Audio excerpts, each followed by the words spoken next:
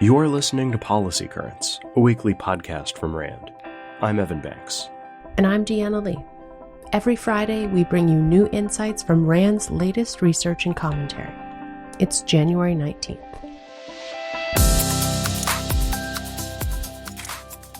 Some employers are hesitant to hire people with criminal records for fear they will reoffend. But a growing body of RAND research counters this common misperception. Our findings show that most people with a criminal record have just one conviction. In fact, about 75% of people with a first conviction don't get a second conviction within 10 years. Evidence also shows that the type of crime committed is not a reliable predictor of future offenses. By contrast, age and number of convictions are reliable predictors. As people age, family responsibilities and other factors tend to crowd out criminal behavior. In other words, crime tends to be a young person's enterprise.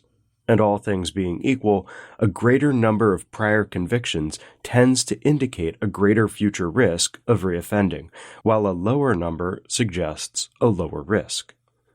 But the most reliable predictor is the amount of time that has passed since a person's last conviction. The likelihood of reoffending plummets as more years go by without a conviction. Employers who are leery of candidates with criminal histories might also be reassured by the overwhelming evidence that employers routinely hire people with records who go on to be good employees. In fact, more than 25% of workers in the active workforce have at least one prior conviction. Another consideration, even if workers don't have a criminal record, they still have a risk of conviction. This is especially true among younger workers. So, let's sum up the facts. Most people with a conviction have only one conviction. People with conviction records can be and are successful employees. And even people without records have a risk of conviction. If more employers consider all this and make more evidence-based hiring decisions, then it could be a triple win. Companies get the employees they need, people with criminal records get jobs, and society overall benefits. Last weekend, Taiwan elected the Democratic Progressive Party, the DPP, to a third consecutive term, elevating current Vice President Lai Ching-te, also known as William Lai, to the highest office. Lai's election suggests a continuation of the DPP's approach to defending Taiwan against Chinese military threats, which is focused on enhancing security and economic ties with the U.S., Japan, Southeast Asia, and like-minded democracies. In fact, Lai has already pledged to continue the island's current approach to relations across the Taiwan Strait.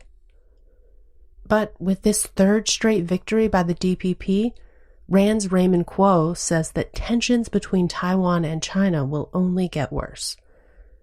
Beijing will likely increase its coercive operations to reduce the readiness of Taiwan's military, demoralize the public, and isolate Taiwan internationally. Beijing will also continue to refuse to talk to a DPP government. This will halt Taiwanese efforts to manage the cross-strait relationship and increase the chances of miscommunication. It's worth noting, however, that the parliamentary vote in Taiwan's election was split, so no party has a majority. This could make Chinese coercion politically trickier, Kuo points out. That's because China can no longer point to a single political party in Taiwan for provoking its aggression. In other words, it will be much more difficult for Beijing to assign blame without a consolidated target. But on the other hand, a divided parliament could lead to thorny domestic political challenges for Taiwan, including a handcuffed incoming government. It's clear that Taiwan faces continued challenges, both within its own government and in the threats it faces from China, which will likely continue to mount. There has been a recent global resurgence of executive coups, also known as self-coups, in which existing leaders take extreme measures to eliminate other parts of the government or render them powerless. What explains this trend toward autocracy? According to RAND's Alexander Noyes, there are a range of factors at play, from the popularity of the incumbent to the character of the opposition response to the type of political system in place. International and regional factors also matter. In Gambia in 2017, a regional military intervention eventually forced the country's president from power when, after losing elections, he attacked the Electoral Commission and refused to leave office. This reversal would have been difficult, if not impossible, without coordinated action and pressure from outside powers.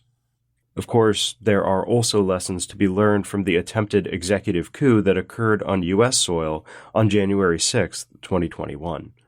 While the U.S. withstood this attempt, American democracy isn't out of the woods yet, Noyes warns.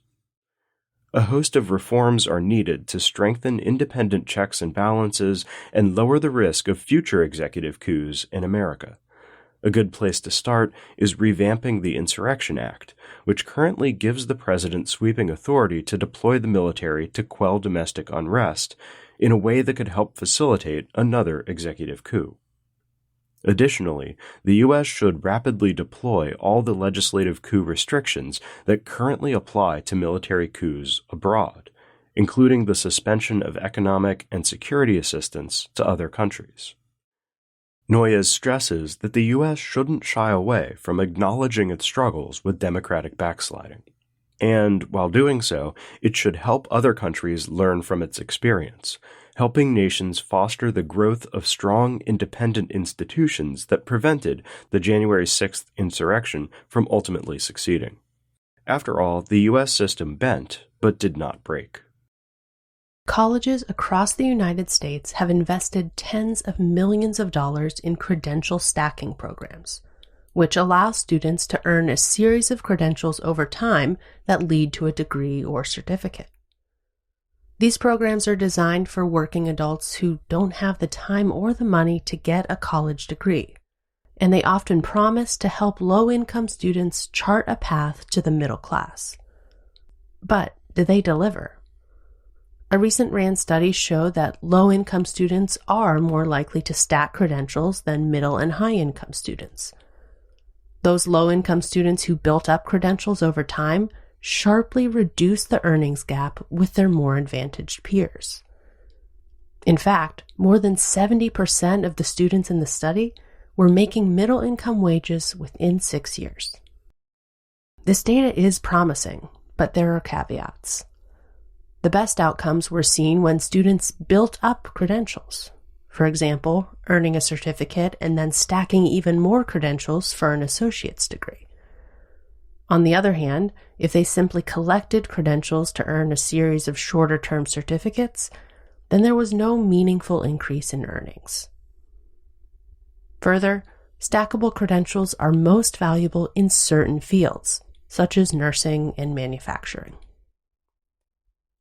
With more knowledge about what makes these programs effective, colleges can provide students with more upfront information about the value of different credentials, and invest in programs that help more students succeed. We'll close today's episode with some insights from RAND's Alexandra Stark on the tense situation in Yemen. To start, here's a quick recap of the developing situation. Since mid-November, the Houthis, a rebel group that controls territory inhabited by 80% of Yemen's population, have been attacking commercial vessels in the Red Sea. Alongside the UK, the US led retaliatory air and naval strikes on Houthi targets late last week. And over the last few days, there have been further Houthi missile attacks and subsequent rounds of US strikes. The U.S. also put the Houthis back on its specially designated global terrorist list. Writing before the initial U.S.-led military action last week, RAND's Alexandra Stark stressed the importance of diplomacy to fully address the Houthi threat. Like it or not, she said, the Houthis have linked their aggression to Israel's operations in Gaza and have won domestic and regional support for doing so. Finding a sustainable, long-term approach to both the war between Israel and Hamas, as well as to the Israeli-Palestinian conflict in general, will be critical to de-escalating tensions across the region and getting the Houthis to call off their attacks on commercial vessels. Quote, "An approach that combines diplomacy with deterrence is the least bad way for the United States to deal with this intractable problem in the near term." That's it for this week's episode. If you'd like to learn more about what we discussed today, check out the show notes at rand.org/podcast. We'll see you next week. RAND is a nonprofit institution that helps improve policy and decision-making through research and analysis.